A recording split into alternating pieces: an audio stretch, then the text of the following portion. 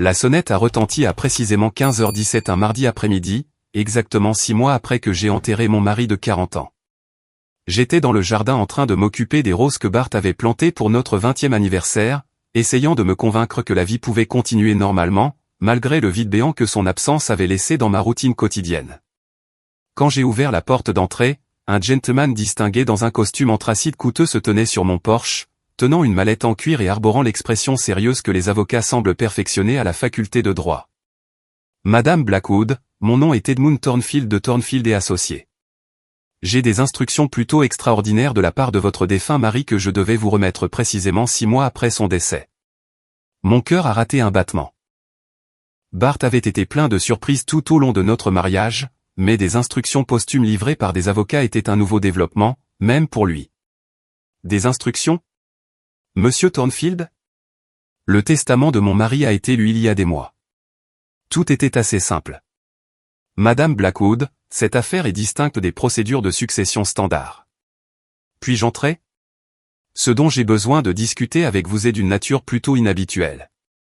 J'ai conduit Monsieur Thornfield dans le salon, notant comment il regardait notre modeste maison avec l'œil calculateur de quelqu'un habitué à évaluer des biens de valeur. Bart et moi avions vécu confortablement, mais pas luxueusement. Il avait travaillé comme historien maritime, spécialisé dans les épaves perdues, tandis que j'avais passé ma carrière comme historienne de l'art à l'université locale. Madame Blackwood, votre mari est venu à mon cabinet en 1985 avec des instructions très spécifiques concernant un legs qui devait vous être remis dans des circonstances particulières. 1985 ? C'est il y a près de 40 ans. Quel genre de legs nécessite 4 décennies d'attente ? Le genre qui dépend de l'accomplissement d'exactement 40 ans de mariage. Madame Blackwood, votre mari était assez précis sur le calendrier. J'ai ressenti un étrange frisson alors que les mots de Monsieur Thornfield ont déclenché un souvenir que j'avais enfoui si profondément que j'avais presque oublié son existence. Soudain, j'avais de nouveau 28 ans, debout dans notre minuscule premier appartement, ayant une de ces conversations idiotes de jeunes mariés sur l'avenir. Si tu peux supporter d'être marié à moi pendant 40 ans, avait dit Bart avec ce sourire malicieux qui m'avait d'abord attiré vers lui, je te donnerai quelque chose d'impossible à imaginer. J'avais ri et l'avais traité de ridicule, lui disant que 40 ans semblait une durée incroyablement longue alors que nous n'étions mariés que depuis 5 minutes. Nous n'avions jamais reparlé de cette conversation, et honnêtement, j'avais supposé que Bart l'avait complètement oublié. Monsieur Thornfield, êtes-vous en train de me dire que Bart s'est souvenu d'un pari idiot que nous avons fait en tant que jeunes mariés ? Madame Blackwood, votre mari n'oubliait jamais rien de ce qui comptait pour lui, et apparemment cette promesse particulière comptait beaucoup. Monsieur Thornfield a ouvert sa mallette et en a retiré 3 objets. Une clé dorée ornée qui semblait appartenir à un château médiéval, une enveloppe scellée avec mon nom écrit de l'écriture soignée de Bart, et une plus petite enveloppe contenant ce qui semblait être une adresse. Les instructions de votre mari étaient assez spécifiques. Si vous accomplissiez exactement 40 ans de mariage, ce que vous avez fait, Madame Blackwood, de précisément 11 jours avant son décès, je devais vous donner ces objets et ces informations. J'ai fixé la clé, qui ne ressemblait à rien de ce que j'avais jamais vu. Elle était lourde, clairement antique, avec des entrelacs celtiques complexes gravés sur sa surface et de petits bijoux incrustés dans sa tête. Qu'est-ce que cette clé ouvre ? Je crois que la lettre expliquera tout, Madame Blackwood. Cependant, votre mari a été très clair sur le fait que je devais insister sur une instruction particulière. Vous devez gérer cette affaire entièrement seul. Il a spécifiquement demandé que vous n'impliquiez pas vos enfants ou tout autre membre de la famille dans ce que vous découvrirez. Ne pas impliquer Pearl et Walia ? Cela semble plutôt étrange. Nous avons toujours été une famille unie. Madame Blackwood, je ne fais que transmettre les instructions explicites de votre mari. Il a été assez catégorique sur ce point. Après le départ de Monsieur Thornfield, je me suis assise dans le fauteuil préféré de Bart, tenant la mystérieuse clé et fixant l'enveloppe contenant son dernier message pour moi. 40 ans de mariage m'avaient appris que mon mari était capable de surprises élaborées, mais celle-ci semblait différente, plus significative que ses gestes romantiques habituels. J'ai ouvert la lettre avec des doigts tremblants et j'ai commencé à lire l'écriture familière de Bart. Ma très chère Rose, si tu lis cette lettre, cela signifie que tu as tenu ta part de notre marché et que tu es resté marié à moi pendant exactement 40 ans. Cela signifie aussi que je ne suis plus en vie pour voir ton visage quand tu découvriras ce que je planifie depuis près de 4 décennies. Te souviens-tu de notre conversation en 1985 sur les cadeaux impossibles ? Tu as ri quand j'ai promis de te donner quelque chose d'inimaginable si tu pouvais tolérer d'être ma femme pendant 40 ans. Rose, je pensais chaque mot de cette promesse, et j'ai passé la meilleure partie de notre mariage à la réaliser. L'adresse dans la deuxième enveloppe te mènera à quelque chose que j'ai préparé pour ton avenir.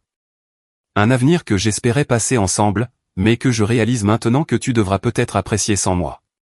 Rose, c'est peut-être l'instruction la plus importante que je te donnerai jamais. Va en Écosse seule. Ne parle pas à Pearl et Walia de cette lettre ou de ce que tu y découvriras. Je sais que cela semble dur, mais crois-moi quand je te dis que l'amour de nos enfants pour toi est sincère, mais leur intérêt pour ce que j'ai préparé pourrait ne pas l'être. Utilise la clé. Entre dans le château et souviens-toi que tu as toujours été ma reine, même quand tu ne savais pas que tu méritais une couronne. Tout mon amour, toujours et à jamais. Bartholomew. J'ai lu la lettre 3 fois avant d'ouvrir la deuxième enveloppe, qui contenait une adresse dans les Highlands écossais, Ravenhollow Castle, Glenavy, Inverness-shire. Un château? Bart avait mentionné un château dans sa lettre, ce qui semblait impossible. Nous n'avions jamais possédé de propriété en dehors de notre modeste maison, jamais eu les ressources financières pour des investissements immobiliers internationaux, jamais même pris de vacances coûteuses dans des endroits exotiques. Mais la clé dans ma main était réelle, lourde et froide, et manifestement ancienne. La lettre était écrite de l'écriture inimitable de Bart, et l'adresse semblait légitime. Je pouvais chercher Ravenhollow Castle en ligne pour confirmer son existence. J'ai passé le reste de la soirée à faire des recherches sur la propriété en ligne, découvrant que Ravenhollow Castle était bien réel, une forteresse du XVIe siècle dans les Highlands écossais qui avait été restaurée dans sa splendeur d'origine. Les photographies montraient une magnifique structure en pierre avec des tours, des remparts et des jardins qui ressemblaient à quelque chose d'un conte de fées. Mais selon tous les sites web que j'ai pu trouver, le château était une propriété privée et non ouverte au public. Il n'y avait aucune information sur son propriétaire, la date de son acquisition ou la manière de s'arranger pour le visiter. Alors que je me préparais à aller au lit cette nuit-là, j'ai pris une décision qui aurait semblé impossible le matin même. J'allais en Écosse pour découvrir ce que Bart avait planifié pendant 40 ans, et j'allais suivre ses instructions de garder le voyage secret pour nos enfants. Certaines promesses, apparemment, valaient la peine d'être tenues, même lorsque la personne qui les avait faites n'était plus en vie pour les voir se réaliser. Et certains maris, je commençais à le réaliser, étaient capables de surprises qui s'étendaient bien au-delà de la tombe. Demain, je réserverai un vol pour l'Écosse et découvrirai quel cadeau impossible Bart avait préparé pendant près de la moitié de notre vie. Le vol pour Édimbourg a duré 8 heures, pendant lesquelles j'ai eu amplement le temps de remettre en question la santé mentale de traverser le monde en avion sur la base d'une lettre mystérieuse et d'une clé antique. À 68 ans, je n'avais jamais fait de voyage international seul, jamais pris de décisions impulsives concernant les voyages et certainement jamais embarqué dans ce qui ressemblait de plus en plus à une chasse au trésor orchestrée par mon défunt mari. Mais je ne pouvais pas non plus ignorer la certitude croissante que Bart avait planifié quelque chose d'extraordinaire pendant des décennies, quelque chose de si important qu'il s'était senti obligé de le garder secret, même pour moi, jusqu'à sa mort.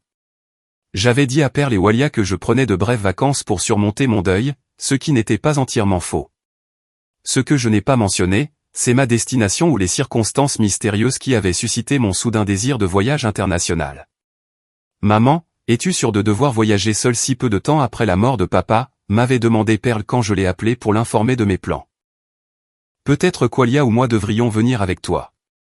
Chérie, j'ai besoin de temps seul pour réfléchir à l'avenir. La mort de ton père m'a fait réaliser à quel point j'ai peu vu le monde. Mais l'Écosse semble un choix si aléatoire. Quand as-tu développé un intérêt pour l'histoire écossaise? J'avais esquivé ces questions avec de vagues références à mon désir d'explorer mes racines ancestrales, ce qui a satisfait la curiosité des deux enfants tout en respectant les instructions de Bart sur le secret. Le trajet en voiture de location d'Édimbourg à Glenavy a duré encore 3 heures à travers des paysages des Highlands de plus en plus spectaculaires. Les collines ondoyantes ont cédé la place à des montagnes escarpées et les terres agricoles civilisées se sont transformées en landes sauvages qui ressemblaient exactement aux paysages écossais romantiques que j'avais vus dans les films. Alors que je m'enfonçais plus profondément dans les Highlands, j'ai commencé à comprendre pourquoi Bart aurait pu choisir l'Écosse pour la surprise qu'il avait planifiée. Le paysage semblait d'un autre monde, ancien et mystérieux, le cadre parfait pour des gestes spectaculaires et des secrets élaborés. Le château de Ravenhollow est apparu soudainement au détour d'un virage sur la route étroite des Highlands, et mon premier aperçu m'a complètement coupé le souffle. Les photographies que j'avais trouvées en ligne n'avaient pas transmis la majesté pure de la structure s'élevant de sa colline comme quelque chose d'une fantaisie médiévale. Le château était énorme, 3 étages de pierre grise avec 4 tours circulaires reliées par de hauts murs et des remparts. D'énormes portes en chêne étaient encastrées dans une entrée voûtée flanquée de lions de pierre sculptés. Des jardins entouraient la structure en terrasse soigneusement planifiée qui descendait en cascade sur le flanc de la colline dans une profusion de couleurs de fleurs que je ne pouvais pas identifier de loin. Je me suis garé dans ce qui semblait être un espace désigné près de l'entrée principale et je suis resté assise dans ma voiture de location pendant plusieurs minutes, regardant le château et essayant de comprendre ce que je voyais. Ce n'était pas un modeste chalet ou un pavillon de chasse que Bart aurait pu acheter comme surprise pour sa retraite. C'était une forteresse digne de la royauté. La clé dorée était chaude dans ma main alors que je m'approchais des immenses portes d'entrée, qui étaient sculptées de motifs celtiques complexes correspondant au entrelacs de la clé elle-même. Au-dessus de l'entrée, un blason que je ne reconnaissais pas était gravé dans la pierre, flanqué de mots latins que je ne pouvais pas traduire. La clé a glissé dans la serrure avec une précision parfaite, tournant en douceur malgré l'âge évident de la clé et du mécanisme. Les portes se sont ouvertes silencieusement sur des charnières bien huilées, révélant un hall d'entrée qui appartenait à un musée plutôt qu'à une résidence privée. « Bonjour, Madame Blackwood. Nous vous attendions. » Je me suis retourné pour trouver un gentleman âgé en livrée formelle debout dans le hall d'entrée, apparemment matérialisé de nulle part pendant que je regardais bouche bée mon environnement. « Vous m'attendiez, mais comment saviez-vous que je venais ? » Madame Blackwood, je suis Henderson, le majordome en chef du château. Monsieur Blackwood a laissé des instructions très précises concernant votre arrivée éventuelle et vos besoins pendant votre séjour parmi nous. Bart a laissé des instructions. Depuis combien de temps travaillez-vous ici ? Je suis au service de M. Blackwood depuis 15 ans, Madame Blackwood. Tout le personnel se prépare à votre arrivée depuis un certain temps. J'ai regardé autour de moi dans le hall d'entrée, notant les détails qui devenaient plus impressionnants en y regardant de plus près. Les murs de pierre étaient ornés de tapisseries qui semblaient authentiquement médiévales, entrecoupées de portraits de nobles en costume d'époque. Un grand escalier s'enroulait vers une galerie qui surplombait le hall principal, sa rampe sculptée dans ce qui semblait être une seule pièce de chêne. Henderson, j'ai bien peur de ne pas comprendre ce qui se passe ici. Mon mari n'a jamais mentionné posséder une propriété en Écosse, jamais mentionné employer du personnel. Jamais mentionné quoi que ce soit à ce sujet. Madame Blackwood, peut-être aimeriez-vous voir vos appartements privés et vous rafraîchir après votre voyage. M. Blackwood a laissé une lettre détaillée expliquant tout, que j'ai été chargé de vous donner une fois que vous auriez eu le temps de vous installer. Henderson m'a conduite à travers des couloirs qui semblaient s'étirer à l'infini à travers le château, passant devant des pièces remplies de meubles anciens, de peintures à l'huile et d'objets décoratifs qui semblaient appartenir au plus beau musée. Chaque fenêtre offrait des vues spectaculaires sur le paysage des Highlands entourant le château. Mes appartements privés se sont avérés être une suite de pièces qui auraient pu loger une famille royale. Un salon avec une cheminée en pierre assez grande pour s'y tenir debout, une chambre avec un lit à baldaquin drapé de rideaux de soie, une salle de bain privée qui réussissait à combiner l'architecture médiévale avec le luxe moderne, et une petite bibliothèque remplie de livres reliés en cuir. Madame Blackwood, je vais vous laisser le temps de vous reposer et d'explorer vos appartements. Quand vous serez prête, veuillez sonner la cloche à côté de votre lit, et je vous apporterai la lettre que Monsieur Blackwood a préparée pour cette occasion. Après le départ d'Henderson, je suis resté au centre de ma chambre palatiale, essayant de comprendre l'impossibilité de ma situation. Il y a moins de 24 heures, j'étais une veuve de la classe moyenne, vivant tranquillement dans la banlieue du Connecticut. Maintenant, j'étais apparemment la maîtresse d'un château écossais avec des serviteurs qui se préparaient à mon arrivée depuis des années. Je me suis dirigé vers la fenêtre et j'ai regardé les jardins qui s'étendaient à perte de vue, aménagés avec la précision de professionnels et entretenus avec un soin évident. Au loin, je pouvais voir d'autres bâtiments sur le domaine du château, des écuries, ce qui ressemblait à un complexe de serres, et plusieurs structures plus petites qui auraient pu abriter du personnel supplémentaire. Ce n'était pas seulement une propriété que Bart avait achetée. C'était un domaine, un château médiéval fonctionnel que quelqu'un avait passé un temps et de l'argent considérable à restaurer dans sa gloire d'origine. Mais comment mon mari, un historien maritime qui n'avait jamais montré de signes de richesse extraordinaire, avait-il réussi à acquérir et à entretenir quelque chose comme ça? Et pourquoi l'avait-il gardé secret pendant ce qu'Henderson suggérait être au moins 15 ans? J'ai sonné la cloche à côté de mon lit, prête à lire l'explication que Bart avait préparée pour la surprise la plus extraordinaire de notre mariage de 40 ans. Certains secrets, je commençais à le comprendre, était trop grand pour être révélé tant que le gardien du secret était encore en vie pour répondre aux questions à leur sujet. Et certains maris, apparemment, étaient capables de créer des réalités alternatives entières tandis que leurs femmes restaient complètement inconscientes de leur existence. Henderson est revenu en quelques minutes, portant un plateau d'argent contenant un service à thé et une enveloppe scellée à la cire bleu foncé, portant ce qui semblait être le même blason que j'avais remarqué au-dessus de l'entrée du château.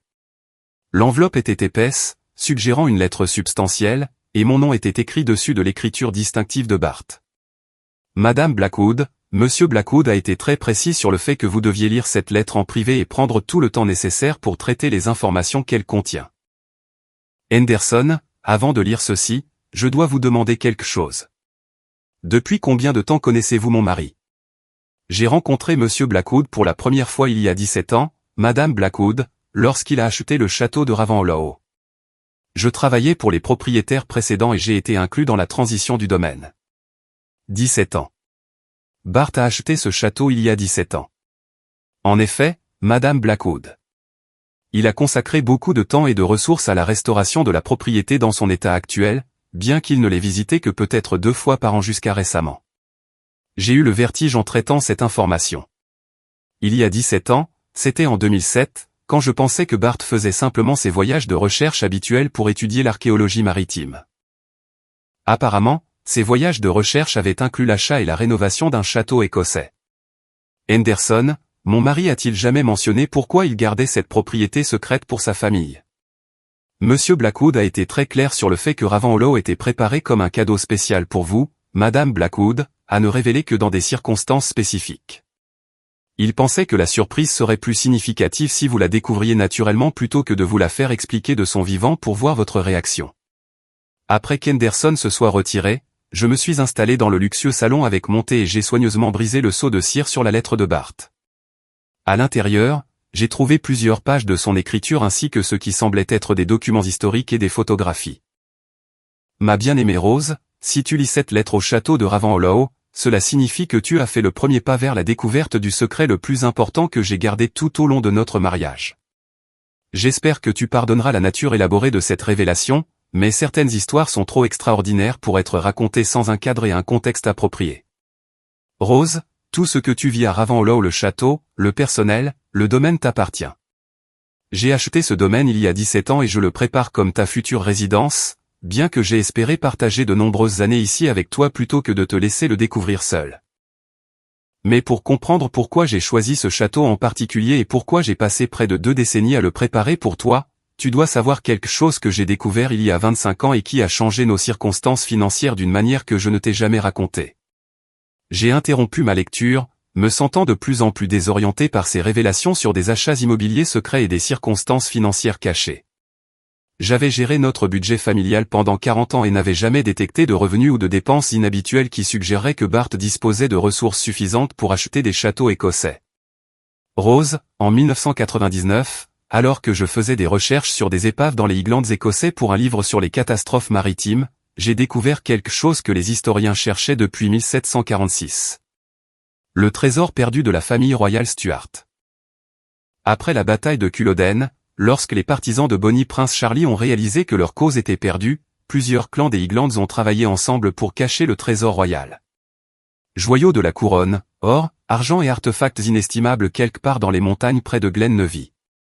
Le trésor était destiné à financer une future restauration de la lignée Stuart, mais l'emplacement a été perdu lorsque les hommes qui l'ont caché ont été tués dans des batailles ultérieures avec les forces anglaises. Pendant 253 ans, des chasseurs de trésors, des historiens et des archéologues ont fouillé les Highlands à la recherche de ce qui est devenu connu sous le nom de la couronne perdue d'Écosse. Le trésor était estimé à des millions, mais la plupart des experts supposaient qu'il avait été découvert des décennies auparavant et vendu en privé, ou que l'emplacement avait été perdu pour toujours. J'ai posé la lettre et j'ai regardé par la fenêtre le paysage des Highlands, essayant de comprendre ce que Bart me disait. Il avait trouvé un trésor légendaire qui était perdu depuis plus de 2 siècles. Et il avait apparemment utilisé cette découverte pour acheter ce château. Rose, j'ai trouvé le trésor en 1999, caché dans un système de grottes à environ 15 miles de l'endroit où tu es assise en ce moment. L'emplacement avait été si habilement dissimulé qu'il m'a fallu 3 étés de recherche systématique pour localiser l'entrée, et une autre année pour excaver la cache en toute sécurité.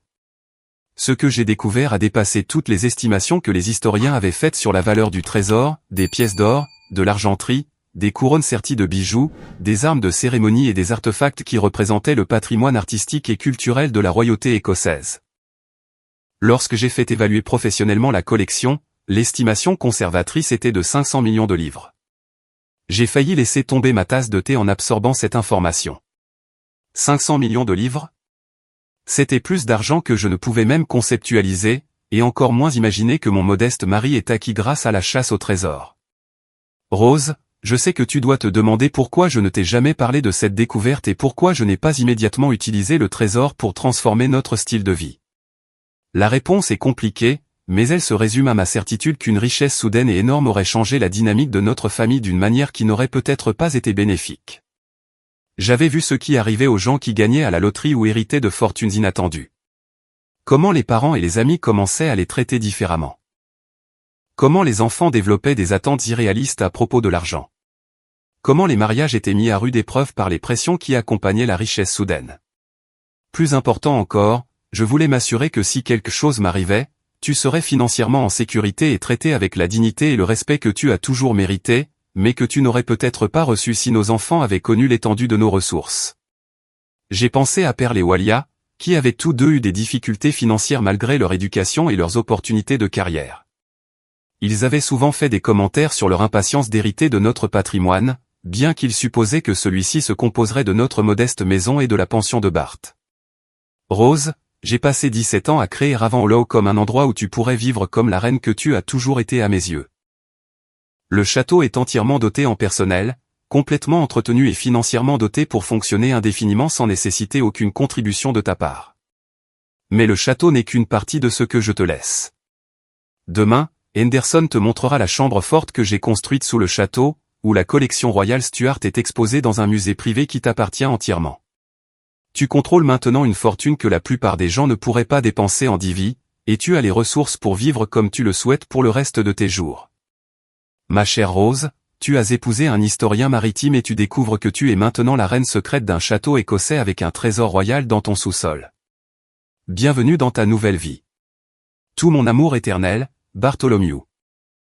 J'ai fini de lire et je suis restée assise dans un silence stupéfait, regardant le luxueux salon qui m'appartenait apparemment, dans un château qui m'appartenait apparemment, meublé avec un trésor qui avait été perdu pendant 278 ans. Certains maris laissaient à leurs femmes des fonds de retraite confortables. Mon mari m'avait apparemment rendu l'une des femmes les plus riches du monde tout en créant un cadre de conte de fées pour que je profite de cette richesse. La question était maintenant de savoir si j'étais prête à devenir la reine que Bart avait toujours cru que je méritais d'être. Cette nuit-là, j'ai à peine dormi, malgré le luxueux lit à baldaquin qui aurait pu accueillir toute une famille royale. Je suis resté éveillé à regarder le plafond orné, essayant de réconcilier la vie humble que j'avais menée pendant 40 ans avec les circonstances extraordinaires que Bart avait apparemment orchestrées depuis 1999. Toutes les quelques heures, je me levais et me dirigeais vers la fenêtre pour confirmer que le paysage des Highlands était réel, que je ne vivais pas une hallucination élaborée du haut d'œil. Le clair de lune illuminant le domaine du château et les montagnes lointaines m'a convaincu que ce qui se passait était bien réel, aussi impossible que cela puisse paraître. Le matin, j'avais pris la décision de voir la chambre forte que Henderson avait mentionnée. En partie parce que j'avais besoin de preuves concrètes des affirmations de Bart, et en partie parce que je ne pouvais pas imaginer rentrer au Connecticut sans comprendre toute la portée de ce que mon mari avait découvert et préparé. Henderson est apparu promptement à 9h avec le service du petit déjeuner et une demande discrète pour savoir si je me sentais prête à visiter la collection historique du château. Henderson, avant de continuer, je dois comprendre quelque chose sur le statut juridique de ce trésor. Si Bart a trouvé des artefacts qui appartiennent au patrimoine culturel écossais, il y a sûrement des lois sur la propriété et la déclaration de telles découvertes. Madame Blackwood, Monsieur Blackwood a été très minutieux sur les aspects juridiques de sa découverte. Le trésor a été trouvé sur un terrain privé qu'il avait acheté spécifiquement pour la recherche archéologique, et il a travaillé avec les autorités britanniques pour établir une propriété légale claire. Tous les artefacts ont été correctement documentés et enregistrés auprès des agences gouvernementales appropriées, et les autorités étaient à l'aise avec le fait qu'ils conservent une collection de cette importance historique entre des mains privées. M. Blackwood a fait don de plusieurs pièces au Musée national d'Écosse et a fourni un financement substantiel pour la préservation historique des Highlands. En échange, il a reçu l'autorisation légale de conserver la majorité de la collection sous garde privée, étant entendu qu'elle serait éventuellement mise à la disposition de la recherche universitaire. Cette information a contribué à apaiser certaines de mes inquiétudes quant à la légitimité de l'acquisition du trésor par Bart. Mon mari avait été méthodique sur tout le reste dans sa vie. Apparemment, il avait été tout aussi prudent sur les dimensions juridiques et éthiques de sa découverte archéologique. Henderson m'a conduite à travers des couloirs que je n'avais pas vus la veille, passant devant des pièces qui contenaient ce qui semblait être des antiquités et des œuvres d'art inestimables. Nous avons descendu un escalier en pierre qui semblait médiéval mais qui était étonnamment moderne sous les pieds, suggérant une rénovation récente pour assurer la sécurité tout en maintenant l'authenticité historique.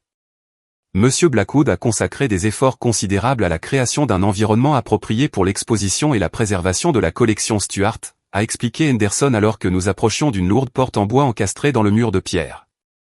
Contrôle climatique, système de sécurité et protocole de conservation conformes aux normes des musées. La porte s'est ouverte pour révéler quelque chose qui appartenait au plus beau musée du monde. La chambre forte était énorme. Une série de salles communicantes creusées dans les fondations du château et transformées en élégants espaces d'exposition.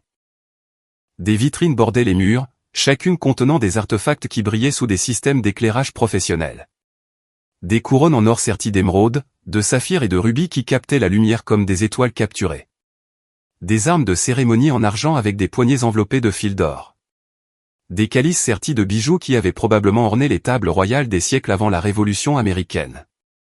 Mon Dieu, Henderson, c'est extraordinaire. En effet, Madame Blackwood. Monsieur Blackwood disait souvent que la collection représentait les plus beaux exemples de l'artisanat royal écossais de la période Stuart. J'ai marché lentement à travers les salles du trésor, lisant les plaques détaillées que Bart avait apparemment écrites pour expliquer l'importance historique de chaque artefact. Ces descriptions révélaient une connaissance approfondie non seulement des objets eux-mêmes, mais aussi de leur contexte culturel et politique dans l'histoire écossaise. Cette couronne a été portée par Marie, reine d'Écosse, ai-je lu à voix haute sur une plaque. Les émeraudes étaient des cadeaux de la cour de France, tandis que l'or a été extrait dans les Highlands écossais au XVIe siècle. Monsieur Blackwood a fait des recherches approfondies sur chaque pièce, a confirmé Henderson. Il voulait comprendre non seulement leur valeur monétaire, mais aussi leurs histoires et leurs liens avec les personnes qui les avaient possédées. Dans la dernière salle du trésor, j'ai trouvé quelque chose qui m'a complètement coupé le souffle. Une réplique exacte de la salle du trône du palais d'Holyrood, meublée avec le véritable trône qui avait été utilisé par les monarques écossais pendant des siècles. Henderson, est-ce un vrai trône royal? En effet, Madame Blackwood. Selon les recherches de Monsieur Blackwood, ce fauteuil a été utilisé pour le couronnement de plusieurs monarques Stuart avant d'être caché avec le reste du trésor en 1746. Je me suis approché du trône avec une sorte de révérence, passant mes doigts le long des accoudoirs sculptés qui avaient été touchés par de vrais rois et reines des siècles auparavant. Le fauteuil était rembourré de velours bleu profond qui semblait récemment restauré, mais le cadre en bois montrait la patine de l'âge et de l'importance historique. Monsieur Blackwood mentionnait souvent qu'il espérait que vous utiliseriez cette pièce pour des occasions spéciales, a dit Henderson doucement.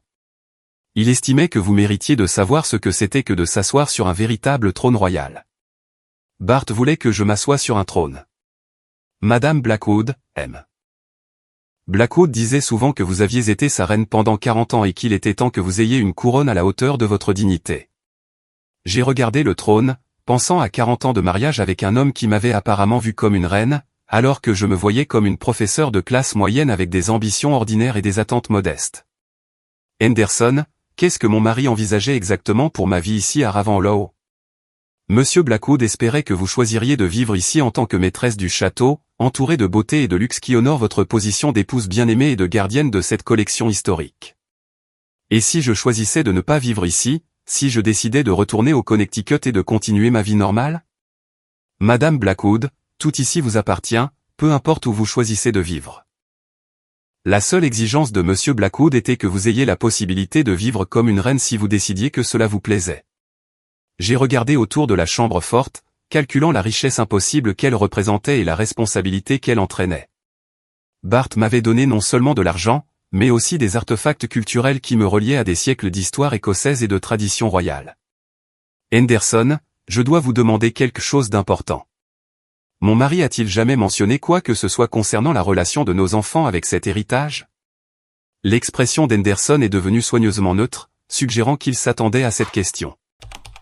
Madame Blackwood, Monsieur Blackwood tenait beaucoup à ce que le trésor et le château restent sous votre seul contrôle pendant votre vie, sans interférence d'autres membres de la famille qui pourraient ne pas comprendre l'importance historique de la collection.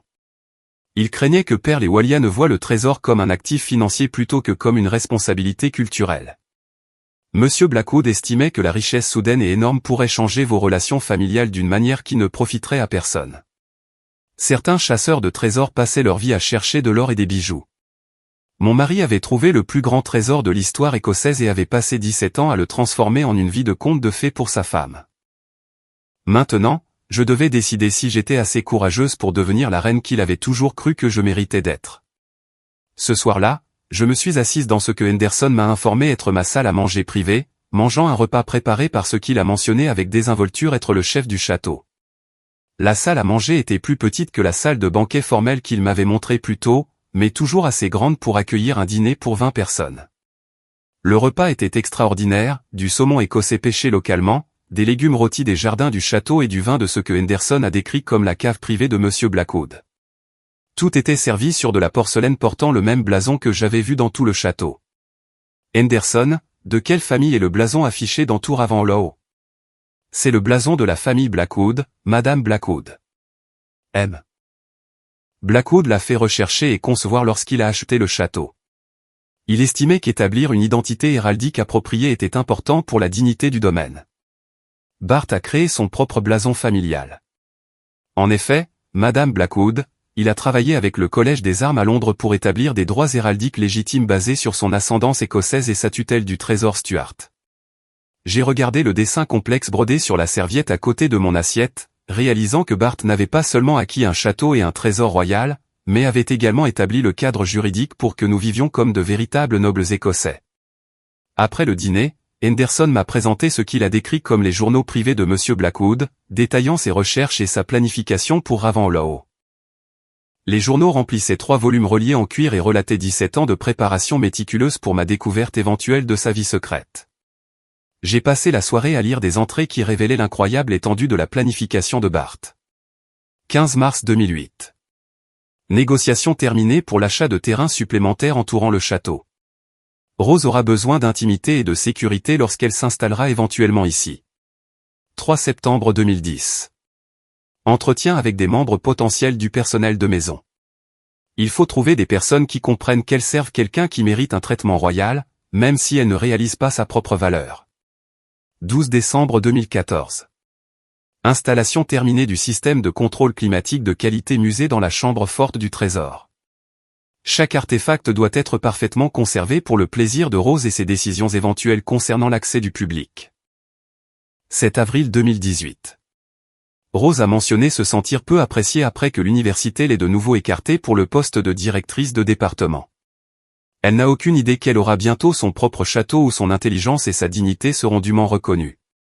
Les journaux ont révélé que Bart pensait constamment à moi lors de ses voyages secrets en Écosse, considérant chaque amélioration du château comme un cadeau pour la femme qu'il estimait mériter mieux que la modeste vie que leurs finances publiques pouvaient offrir.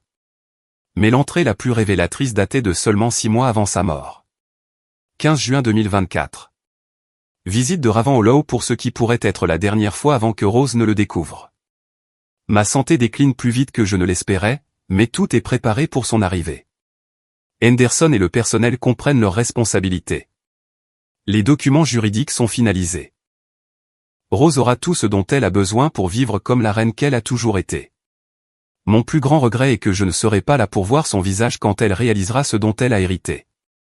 Mais peut-être que c'est mieux ainsi. Elle pourra prendre des décisions sur son avenir sans se soucier de mes sentiments ou de mes attentes. Je prie pour qu'elle choisisse de rester à Ravenhollow et d'accepter la vie de dignité et de luxe que j'ai essayé de créer pour elle. Mais même si elle décide de retourner au Connecticut, elle saura que pendant 40 ans, quelqu'un l'a aimée assez pour lui construire un royaume. J'ai fermé le journal, me sentant submergé par l'ampleur de l'amour et de la planification que Bart avait investi dans la création de cette surprise élaborée. Chaque détail du château, chaque meuble, chaque membre du personnel avait été choisi spécifiquement pour honorer sa vision de la façon dont je méritais d'être traité. Le lendemain matin a apporté une complication inattendue. Je prenais mon petit déjeuner dans le salon du matin quand Henderson est apparu avec une expression de préoccupation diplomatique. « Madame Blackwood, j'ai reçu plusieurs appels téléphoniques de votre fils, Pearl. Il semble très inquiet de votre absence prolongée et a posé des questions détaillées sur votre localisation. Mon cœur s'est serré en réalisant que j'étais à Ravenhollow depuis 3 jours sans contacter mes enfants. Dans mon émerveillement à la découverte du royaume secret de Bart, j'avais complètement oublié ma promesse de donner des nouvelles régulièrement pendant mes vacances. Henderson, qu'est-ce que Pearl a demandé exactement? Il a appelé l'hôtel où vous aviez dit que vous séjourneriez à Édimbourg. Et quand ils n'ont eu aucune trace de votre réservation, il s'est inquiété pour votre sécurité. Il a également demandé si vous aviez pris des décisions financières inhabituelles ou si vous aviez été contacté par quelqu'un prétendant représenter la succession de votre mari. J'ai ressenti un frisson d'appréhension en reconnaissant les implications de l'enquête de Pearl. Mon fils était clairement suspicieux à propos de mon soudain voyage en Écosse, et ces questions suggéraient qu'il pourrait soupçonner que je m'occupais d'aspects inconnus des affaires financières de Bart. Henderson, pensez-vous que Pearl pourrait tenter de me localiser ici? Madame Blackwood, il est certainement possible qu'une enquête persistante puisse finalement le conduire à Ravenhollow, surtout s'il fait appel à des enquêteurs privés ou à des professionnels du droit dans sa recherche. J'ai pensé aux avertissements explicites de Bart de garder Ravenhollow secret pour nos enfants. À l'époque, ces instructions m'avaient semblé inutilement prudentes, mais maintenant je commençais à comprendre ses inquiétudes sur la façon dont Pearl et Walia pourraient réagir en découvrant la richesse cachée de leurs parents. Henderson, que se passerait-il si mes enfants apprenaient l'existence du château et de la collection de trésors? L'expression diplomatique d'Henderson suggérait qu'il s'attendait à cette question et y avait beaucoup réfléchi. Madame Blackwood, d'après mon expérience, la richesse héritée inattendue crée souvent des dynamiques familiales qui peuvent être assez difficiles à gérer. Monsieur Blackwood était particulièrement préoccupé par le fait que la connaissance du trésor puisse changer la façon dont vos enfants se rapportent à vous personnellement. Il craignait qu'ils me voient comme une source d'héritage plutôt que comme leur mère. Monsieur Blackwood tenait beaucoup à ce que vos dernières années se déroulent en profitant de relations basées sur une affection sincère plutôt qu'en gérant des attentes concernant la distribution financière. Cet après-midi-là, j'ai appelé Pearl depuis la ligne téléphonique privée du château pour le rassurer sur ma sécurité, tout en évitant soigneusement tout détail sur ma localisation ou mes activités réelles. Maman, j'ai été mort d'inquiétude pour toi. L'hôtel à Édimbourg a dit qu'il n'avait jamais entendu parler de toi. Et quand j'ai appelé la compagnie aérienne, ils ont dit que tu avais atterri en Écosse, mais ne pouvaient me donner aucune autre information. Pearl, je vais parfaitement bien. J'ai décidé d'être plus spontané dans mon itinéraire et j'ai séjourné dans différents endroits en fonction de ce qui semblait intéressant. Maman, ça ne te ressemble pas du tout. Depuis quand prends-tu des décisions de voyage spontanées? Et pourquoi n'as-tu pas répondu à ton téléphone portable? J'ai réalisé que ma nouvelle indépendance et ma confiance en moi, fruit de la découverte que je possédais un château et un trésor royal, changeaient déjà mon comportement d'une manière qui inquiétait mes enfants. Certains secrets, j'apprenais, étaient impossibles à garder indéfiniment. Et certaines reines devaient décider si elles étaient prêtes à révéler leur couronne à des membres de leur famille qui n'étaient peut-être pas préparés à voir leur mère comme une reine. 3 jours de plus se sont écoulés avant que je ne reçoive l'appel téléphonique qui m'a forcé à affronter la réalité que mon secret ne pouvait pas rester caché indéfiniment. J'étais dans la bibliothèque du château, lisant l'histoire de la dynastie Stuart dans des livres que Bart avait apparemment collectionnés spécifiquement pour mon éducation, quand Henderson m'a informé qu'Walia était au téléphone et semblait très angoissée. « Mère, Dieu merci, tu réponds enfin. Pearl et moi avons été fous d'inquiétude. Nous savons que tu n'es pas là où tu as dit que tu serais, et nous envisagions de déposer une déclaration de personne disparue. Walia, chérie, j'ai dit à Pearl que je suis en parfaite sécurité. J'ai simplement exploré l'Écosse de manière plus approfondie que je ne l'avais initialement prévu. Mère, ce n'est pas ton genre. En 40 ans, tu n'as jamais fait de voyage spontané nulle part, et encore moins disparu dans un pays étranger sans planification appropriée. Nous craignons que le deuil n'affecte ton jugement. J'ai ressenti une pointe d'irritation à la suggestion de ma fille que ma nouvelle indépendance représentait un jugement altéré plutôt qu'une croissance personnelle. Vivre à Ravenhollow pendant une semaine avait déjà changé ma perspective sur mes propres capacités et désirs d'une manière qui, apparemment, alarmait mes enfants. Walia, je suis une femme adulte parfaitement capable de prendre des décisions de voyage sans consulter mes enfants adultes. Mère, c'est exactement ce qui nous inquiète. Tu parles comme une personne complètement différente. La mère que je connais ne nous parlerait jamais avec ce genre d'autorité. L'autorité. Le mot m'a frappé comme particulièrement révélateur de la façon dont mes enfants percevaient ma personnalité et mes capacités de prise de décision. Apparemment, le ton confiant que j'avais développé depuis la découverte de mon héritage royal était suffisamment perceptible pour les inquiéter. Walia, peut-être que découvrir que je peux prendre soin de moi ne devrait surprendre personne. Mère, s'il te plaît, dis-nous exactement où tu es. Perle a fait des recherches sur tes transactions par carte de crédit et nous savons que tu as loué une voiture et que tu as conduit dans les Highlands écossais. Nous voulons juste nous assurer que tu es en sécurité. J'ai compris froidement que mes enfants avaient suivi mes activités financières et enquêté sur mes allées et venues avec la persistance de personnes qui soupçonnaient que quelque chose d'important leur était caché. Perle a fait des recherches sur mes transactions par carte de crédit. Pourquoi penserais-tu que c'est approprié? Parce que papa vient de mourir il y a 6 mois et que soudainement, tu agis de manière complètement inhabituelle en voyageant seul dans un pays étranger. Mère, nous t'aimons et nous craignons que quelqu'un ne profite de ta vulnérabilité émotionnelle. Après avoir mis fin à l'appel avec des promesses de donner des nouvelles plus régulièrement, j'ai trouvé Henderson et lui ai demandé d'organiser une ligne téléphonique internationale sécurisée afin que je puisse contacter Monsieur Thornfield, l'avocat qui avait livré les instructions initiales de Bart. Monsieur Thornfield, j'ai besoin de conseils sur une situation en développement avec mes enfants qui menacent la confidentialité du legs de mon mari. Madame Blackwood, quel genre de situation s'est développée? Mes enfants enquêtent sur mes activités de voyage et semblent soupçonner que je m'occupe d'aspects inconnus de la succession de mon mari. Je crains qu'ils ne finissent par localiser Ravenhollow et découvrir la collection de trésors. Madame Blackwood, votre mari avait anticipé cette possibilité et a laissé des instructions juridiques très spécifiques sur la protection de votre vie privée et de vos droits de propriété. Le château et la collection sont détenus dans une fiducie irrévocable avec vous comme seule bénéficiaire et administratrice. Même si vos enfants découvrent l'existence de la propriété, ils n'auraient aucun droit légal d'accéder au domaine ou aux informations sur son contenu. Mais qu'en est-il des relations familiales? S'ils apprennent que j'ai hérité d'une richesse extraordinaire tout en leur laissant croire que nous avons des ressources modestes, cela ne créera-t-il pas des dommages permanents à nos relations? Madame Blackwood, cette décision vous appartient en fin de compte. Votre mari espérait que vous auriez le temps de vous adapter à vos nouvelles circonstances avant de faire des choix concernant la divulgation familiale. Mais il comprenait aussi que des secrets de cette ampleur peuvent être difficiles à maintenir indéfiniment.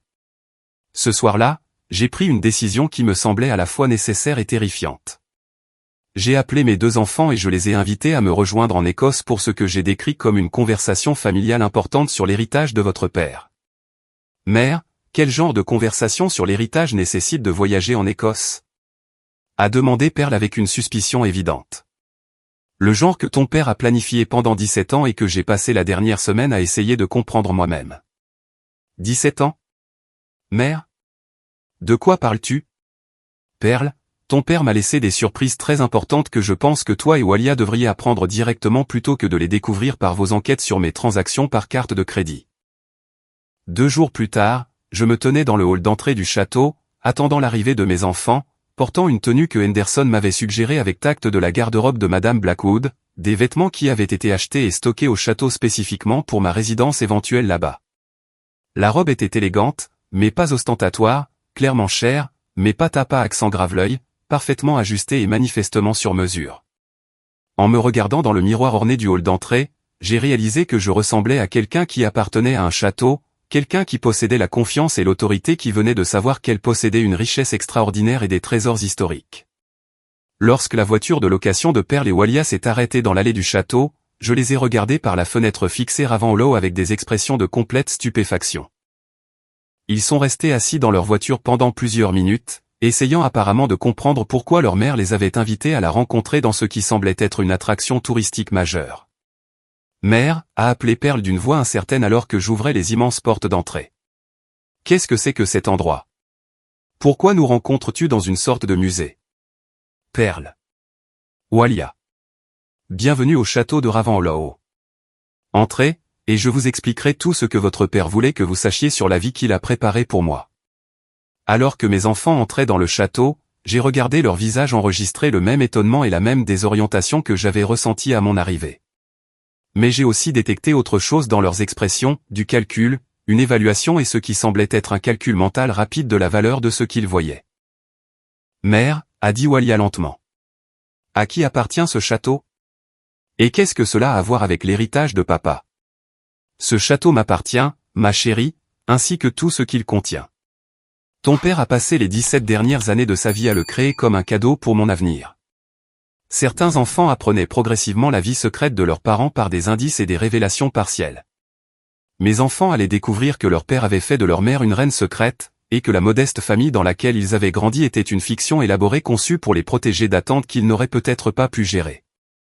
Que nos relations familiales survivent à cette révélation restait à voir.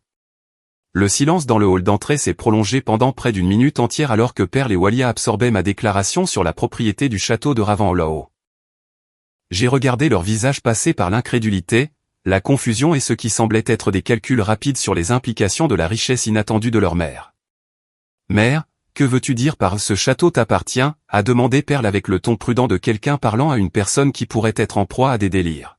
« Je veux dire que ton père a acheté Ravenhollow il y a 17 ans et a passé les années suivantes à le préparer comme ma résidence.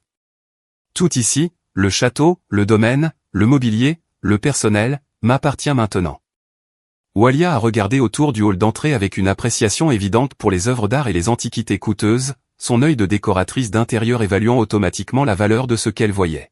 « Mère, cette propriété doit valoir des millions. Comment papa aurait-il pu s'offrir quelque chose comme ça sans que nous le sachions? C'est exactement ce que j'ai demandé à Henderson quand je suis arrivé ici il y a une semaine. La réponse est compliquée et implique une découverte que ton père a faite il y a 25 ans qui a changé nos circonstances financières de manière spectaculaire. Je les ai conduits dans le grand salon où Henderson avait préparé un service à thé sur une table qui avait probablement été fabriquée pour la noblesse du XVIIIe siècle. Alors que mes enfants s'installaient dans des fauteuils qui auraient pu meubler un palais royal, j'ai commencé à expliquer la découverte du trésor Stuart par Bart et sa décision de garder notre nouvelle richesse secrète tout au long de notre mariage. « Tu dis que papa a trouvé une sorte de trésor perdu ?» interrompit Perle. « Mère, ça ressemble à quelque chose d'un roman d'aventure, pas à la vraie vie. » Je comprends ton scepticisme, Perle. J'ai ressenti la même chose quand j'ai lu la lettre de ton père expliquant tout, mais les preuves sont assez convaincantes. Je leur ai tendu des copies des documents historiques que Bart m'avait laissés, y compris des photographies de la cache du trésor avant qu'il ne le déplace au château, des documents juridiques établissant sa propriété de la collection, et de la correspondance avec les autorités britanniques sur l'importance archéologique de sa découverte. Mon Dieu, a chuchoté Walia en étudiant les photographies de couronnes en or et d'artefacts sertis de bijoux. Ces pièces semblent appartenir à la Tour de Londres. Selon les recherches de ton père, elles sont beaucoup plus précieuses et historiquement importantes que de nombreux objets exposés dans les collections royales.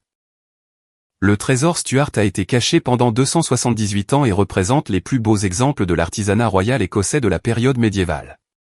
Perle a examiné les documents juridiques avec l'attention aux détails de son comptable, cherchant apparemment des preuves que toute l'histoire était une fraude élaborée ou un malentendu.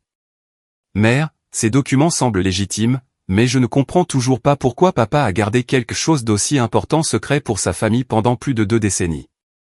Ton père craignait qu'une richesse soudaine et énorme ne change nos relations familiales d'une manière qui n'aurait peut-être pas été bénéfique. Il voulait s'assurer que notre mariage et vos enfances ne soient pas influencés par des attentes concernant l'argent hérité. Mais mère, a dit Walia avec une frustration évidente, nous avons eu des difficultés financières pendant toute notre enfance. Nous avons contracté des prêts étudiants pour l'université, travaillé à plusieurs emplois, vécu modestement alors que nous étions apparemment assis sur une fortune valant des centaines de millions. Comment papa pouvait-il justifier de nous laisser dans l'ignorance de ressources qui auraient pu rendre nos vies beaucoup plus faciles? J'ai reconnu la colère dans la voix d'Walia et j'ai réalisé que les inquiétudes de Bart sur la dynamique familiale étaient fondées. Mes enfants calculaient déjà comment leur vie aurait pu être différente s'ils avaient connu l'existence du trésor, plutôt que de se concentrer sur le cadeau extraordinaire que Bart avait créé pour mon avenir. Ton père estimait que le caractère se construisait en surmontant des défis plutôt qu'en ayant un accès facile à la richesse héritée. Il voulait que vous développiez tous les deux une indépendance et une éthique de travail qui ne seraient pas compromises par des attentes concernant l'argent familial. La construction du caractère. Le ton de Perle était empreint d'une amertume évidente. Mère, je travaille 60 heures par semaine depuis 15 ans pour essayer de construire une sécurité financière pour ma famille. Pendant ce temps, papa entretenait secrètement un château écossais en me regardant lutter avec les paiements d'hypothèques et les fonds universitaires pour mes enfants.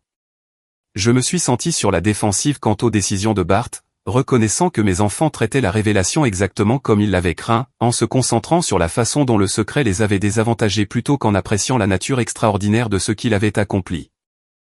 Perle, la décision de ton père de garder le trésor secret n'était pas pour te punir, toi ou Alia. C'était pour protéger notre famille des complications qui accompagnent la richesse soudaine.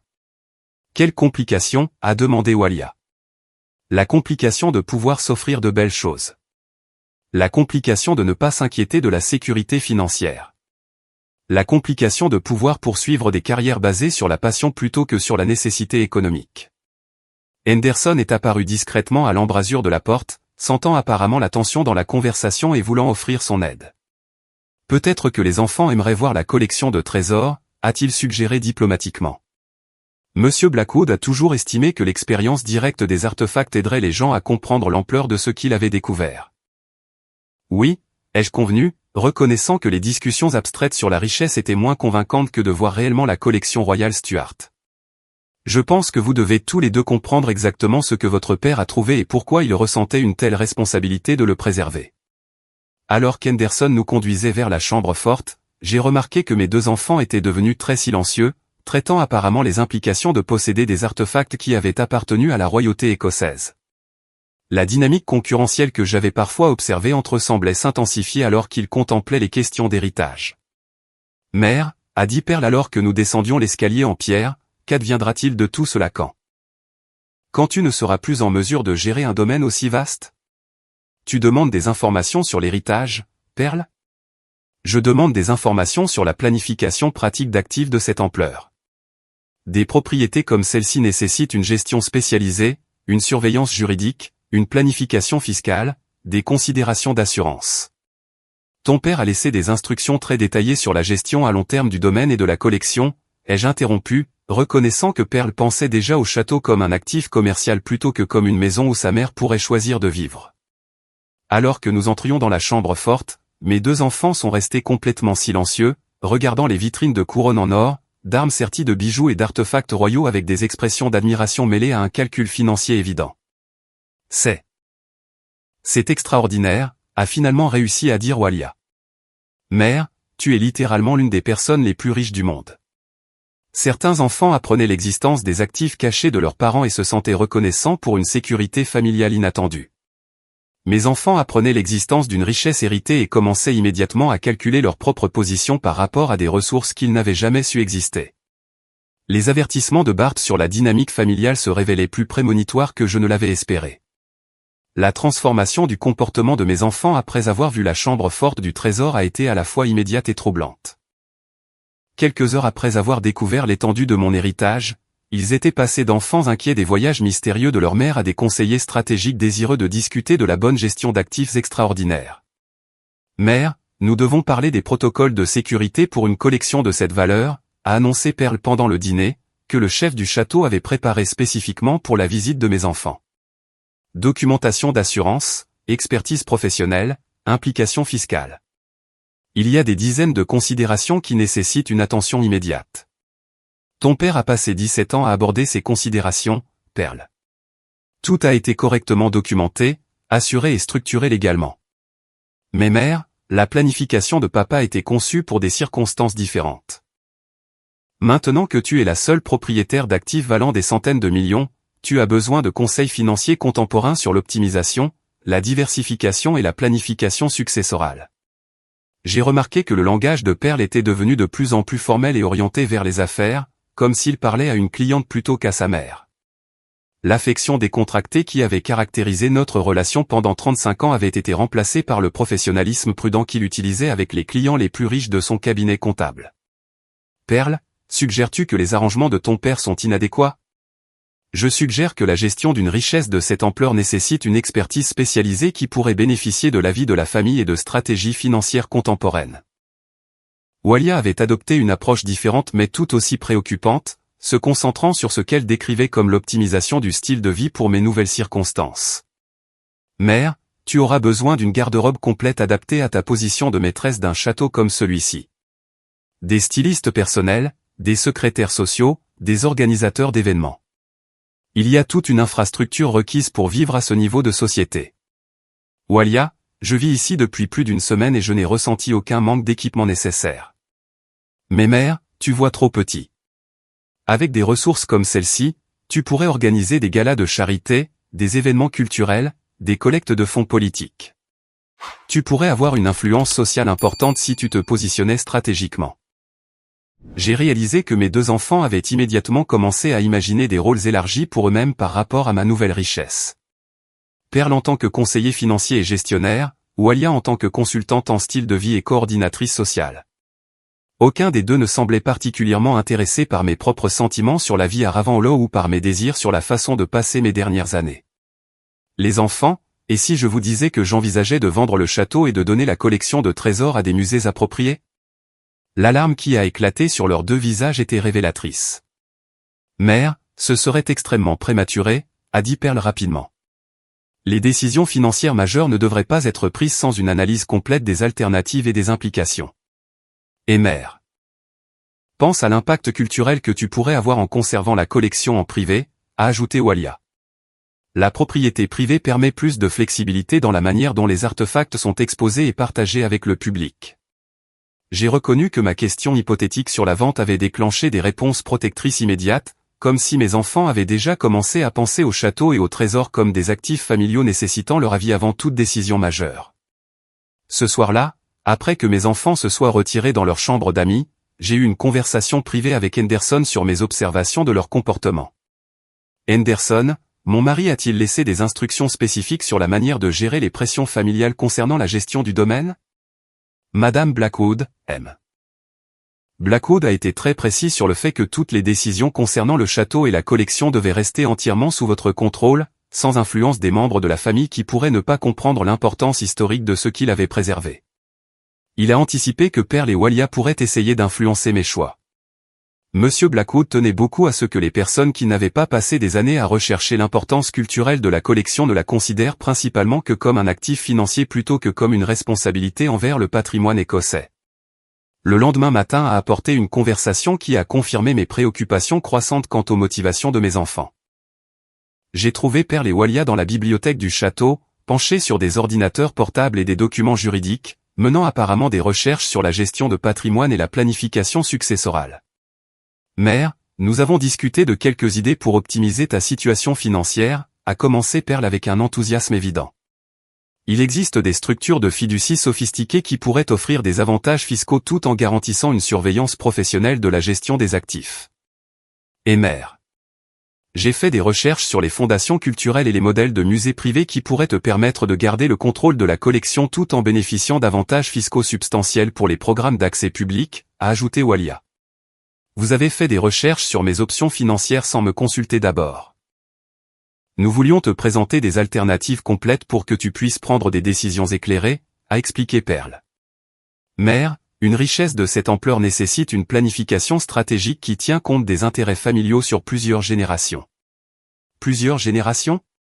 Vous planifiez la distribution de ma succession alors que je suis encore en vie?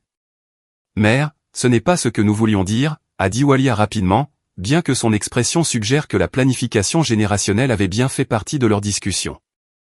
Nous essayons simplement de t'aider à comprendre des options auxquelles tu n'aurais peut-être pas pensé. Je me sentais de plus en plus mal à l'aise avec l'hypothèse de mes enfants que mon héritage nécessitait leur conseil et leur surveillance, d'autant plus qu'ils étaient à Ravenshollow depuis moins de 48 heures et traitaient déjà le domaine comme une entreprise familiale. Perle, Walia, j'apprécie votre préoccupation pour une gestion appropriée, mais je suis parfaitement capable de prendre des décisions concernant mes propres biens et actifs.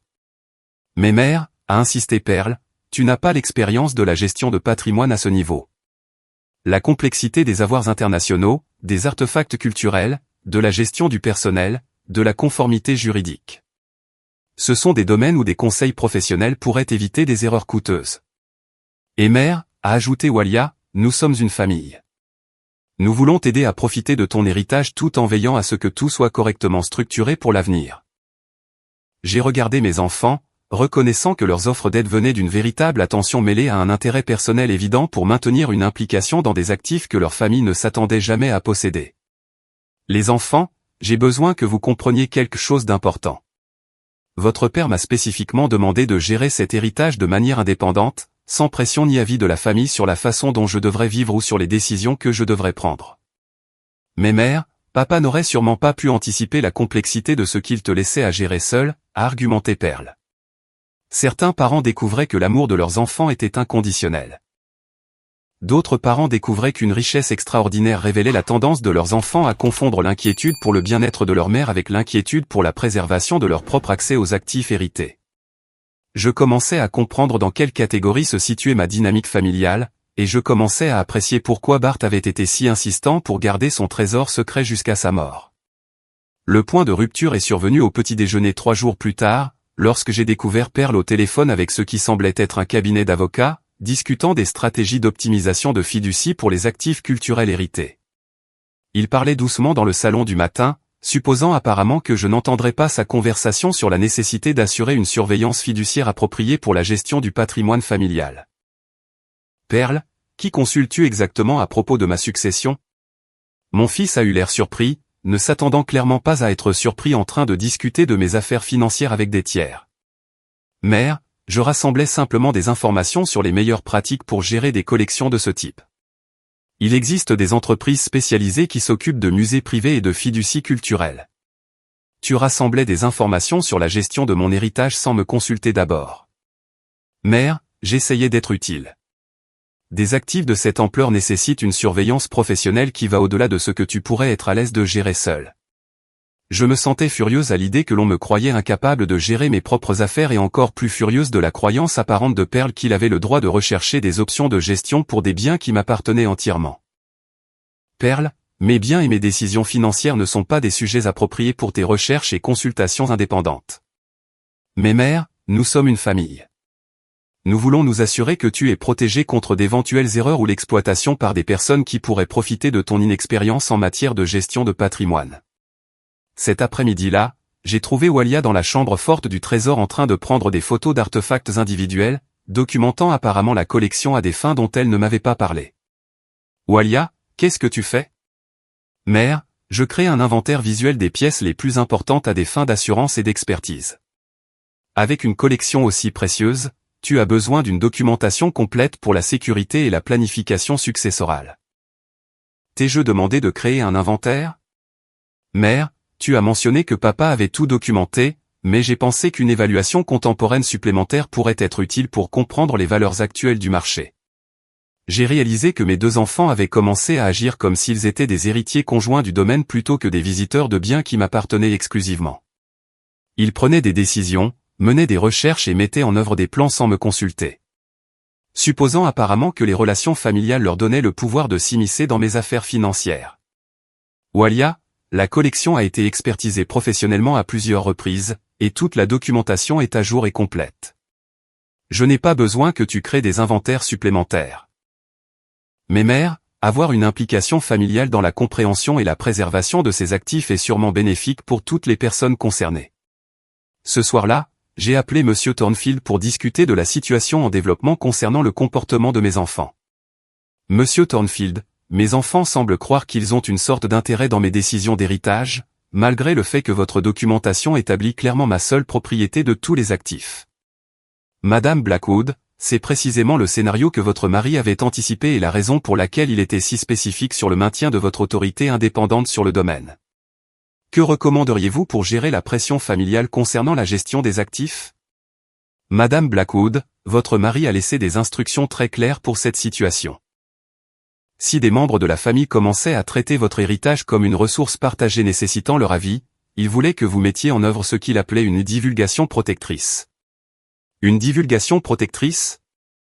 Votre mari a préparé une documentation qui ferait clairement comprendre aux membres de la famille que leur future relation avec vous et tout héritage potentiel dépendent entièrement de leur respect pour votre indépendance et votre autorité décisionnelle.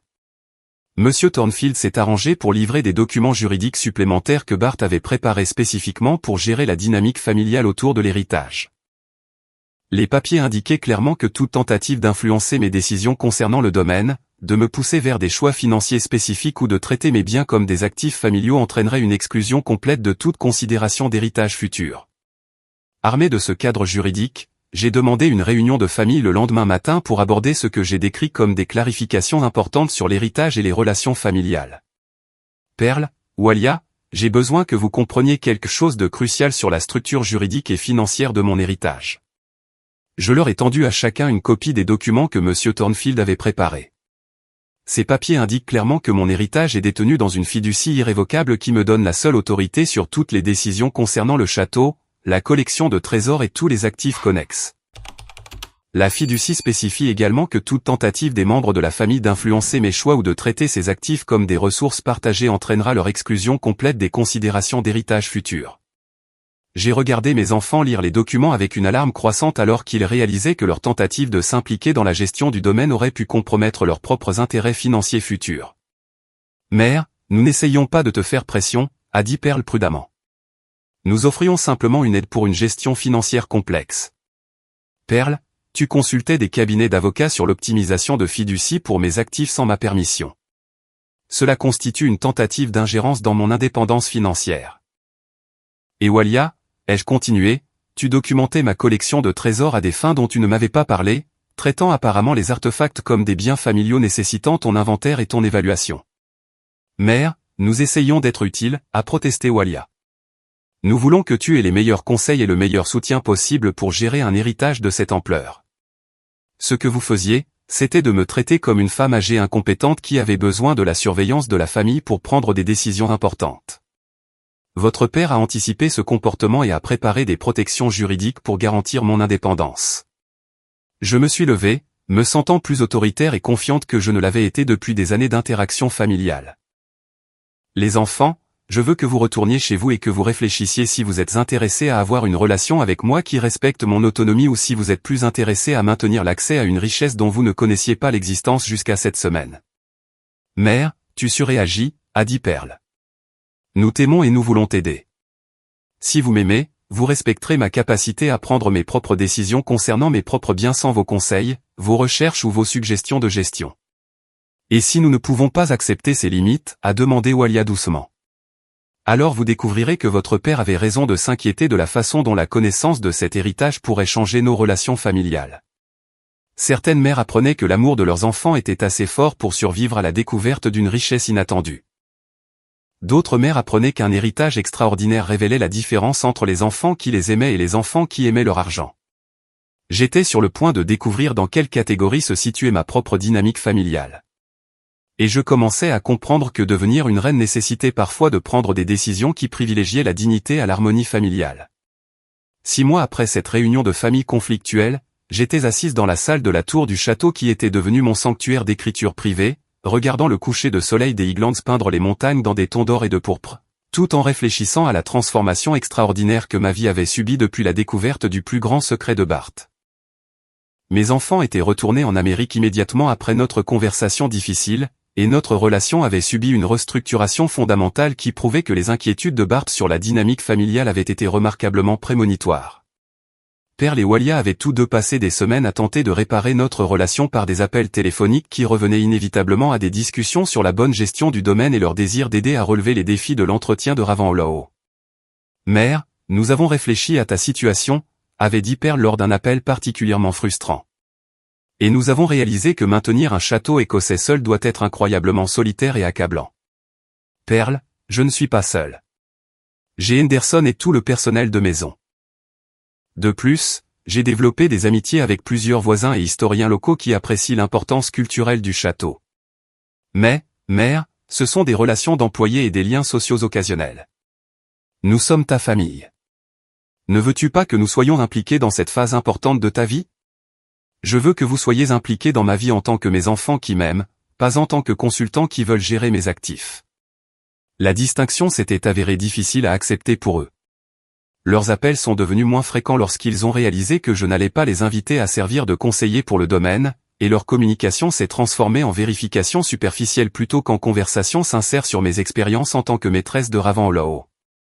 L'approche d'Walia avait été plus subtile, mais tout aussi persistante. Mère, j'ai fait des recherches sur les fondations culturelles et je pense qu'il y a des opportunités pour toi d'avoir un impact social important grâce à des initiatives caritatives stratégiques basées au château. Walia, je soutiens déjà plusieurs projets de préservation historique locale et j'ai établi des relations avec des musées intéressés par un accès rotatif à certaines parties de la collection. Mais mère, tu pourrais faire tellement plus. Avec une planification appropriée et une assistance professionnelle, Ravenhollow pourrait devenir une institution culturelle majeure qui attirerait l'attention internationale sur le patrimoine écossais. Et qui exactement fournirait cette assistance professionnelle? Eh bien, j'ai des relations dans le monde des musées grâce à mon travail de designer, et Perle a de l'expérience dans la gestion financière des organisations à but non lucratif. J'avais finalement cessé de prendre leurs appels lorsqu'il est devenu clair qu'ils ne pouvaient pas séparer leur rôle d'enfant de leur désir de s'impliquer dans la gestion de mon héritage. L'ironie était que la vie à Ravenhollow était devenue plus épanouissante que je ne l'aurais jamais imaginé. Loin d'être isolée ou dépassée, j'ai découvert qu'être maîtresse d'un château convenait parfaitement à mon tempérament et à mes intérêts. Je passais mes matinées à travailler avec le bibliothécaire du château pour cataloguer et rechercher les documents historiques que Bart avait collectionnés avec le trésor. Mes après-midi étaient souvent consacrés à correspondre avec des historiens et des conservateurs de musées du monde entier désireux d'en savoir plus sur des artefacts spécifiques de la collection. Plusieurs soirs par semaine, j'organisais de petits dîners pour des universitaires, des artistes et des dirigeants communautaires locaux qui appréciaient l'occasion de voir la collection de trésors et de discuter de l'histoire écossaise dans un cadre où elle avait réellement été vécue. Madame Blackwood, vos recherches sur la période Stuart ont fourni des informations qui changent notre compréhension de la dynamique politique de l'Écosse du XVIIIe siècle, m'avait dit le professeur MacLeod de l'Université d'Édimbourg lors d'une récente visite. Professeur, avoir accès aux documents et artefacts primaires permet de comprendre ces événements historiques sous des angles qui n'étaient pas disponibles pour les chercheurs précédents. J'avais aussi découvert que j'appréciais vraiment les aspects pratiques de la gestion d'un grand domaine. Travailler avec Henderson pour superviser les calendriers d'entretien, la coordination du personnel et les arrangements pour les visiteurs avaient réveillé des compétences administratives que je ne savais pas posséder. Madame Blackwood, vous avez transformé Ravenhollow en exactement ce que Monsieur Blackwood avait envisagé, m'avait dit Henderson récemment. Un endroit où la préservation historique sert des objectifs éducatifs tout en maintenant la dignité et la beauté qu'il voulait que vous expérimentiez. Henderson, pensez-vous que Bart serait satisfait de la façon dont j'ai choisi de vivre ici? Madame Blackwood, Monsieur Blackwood disait souvent que vous aviez l'intelligence et la grâce pour être une véritable châtelaine d'un château comme celui-ci, mais que vous n'aviez jamais eu l'occasion de découvrir ses capacités. Le développement le plus surprenant avait été ma décision de créer officiellement la Fondation culturelle Blackwood, une organisation caritative qui hériterait éventuellement du château et de la collection tout en assurant leur préservation pour les générations futures. En collaboration avec Monsieur Thornfield, j'avais structuré la fondation pour fournir un accès éducatif au trésor Stuart tout en maintenant Ravenhollow comme un centre de recherche sur l'histoire écossaise. Madame Blackwood, cette structure de fondation garantit que les découvertes de votre mari serviront des objectifs universitaires et culturels indéfiniment, m'avait expliqué Monsieur Thornfield lors de nos réunions de planification. Et elle garantit également que le château et la collection ne deviendront pas des sources de conflits familial après ma mort. En effet, le modèle de fondation élimine les pressions liées à l'héritage tout en honorant à la fois votre indépendance et la vision de votre mari pour la préservation du patrimoine culturel écossais. La semaine dernière, j'avais reçu des lettres de Perle et Dwalia répondant à la nouvelle de la création de la fondation. Leurs réactions ont confirmé que j'avais pris la bonne décision en protégeant le domaine des complications familiales. La lettre de Perle avait été formelle et professionnelle. Mère, bien que nous respections votre décision de créer une fondation caritative, nous espérons que vous tiendrez compte des intérêts familiaux dans la structure de gouvernance et que vous assurerez une représentation appropriée pour vos héritiers directs. La lettre d'Dwalia avait été plus émotive. Mère, je suis déçu que vous ayez choisi d'exclure vos enfants de la participation à la préservation de l'héritage de papa. Nous aurions pu travailler ensemble pour honorer sa mémoire tout en maintenant les liens familiaux avec cet incroyable héritage. Aucune des deux lettres n'avait reconnu mon bonheur à Ravenhollow, ni exprimé un intérêt sincère pour mes expériences en tant que maîtresse du château. Toutes deux se concentraient sur leur exclusion de la gouvernance et leur perte d'héritage potentiel plutôt que sur mon épanouissement dans le rôle que Bart avait créé pour moi. Ce matin, j'avais écrit mes dernières lettres à mes deux enfants, les invitant formellement à visiter Ravenhollow en tant que mes invités chaque fois qu'ils le souhaiteraient pour profiter de notre relation de mère et d'enfant, tout en précisant que les discussions sur la gestion du domaine, la gouvernance de la fondation ou la planification de l'héritage étaient définitivement interdites. En 1985, mon mari a parié avec moi que si je pouvais le supporter pendant 40 ans, il me donnerait quelque chose d'impossible à imaginer.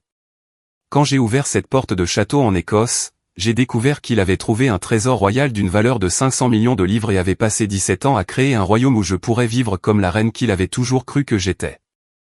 Mais le cadeau le plus impossible n'était pas le trésor ou le château. c'était de découvrir qu'à 68 ans, j'avais le courage de choisir la dignité plutôt que les attentes familiales et de vivre en tant que souveraine de ma propre vie extraordinaire. À 71 ans, je n'étais plus Rose Blackwood, la modeste professeure qui avait vécu tranquillement dans l'ombre de son mari. J'étais sa seigneurie, Rose Blackwood, maîtresse du château de Ravenhollow et gardienne de la collection royale Stuart, vivant exactement la vie de dignité et de but que mon mari avait passé 40 ans à croire que je méritais. Certaines reines héritaient de leur couronne par accident de naissance. J'avais hérité de la mienne par 40 ans d'amour fidèle et le courage d'accepter l'impossible quand il était offert avec des mains dévouées. Le coucher de soleil des Highlands était spectaculaire ce soir, peignant mon royaume dans des tons d'or qui me rappelaient chaque jour que certains paris valaient la peine d'être gagnés, même quand il fallait attendre 4 décennies pour récupérer son prix.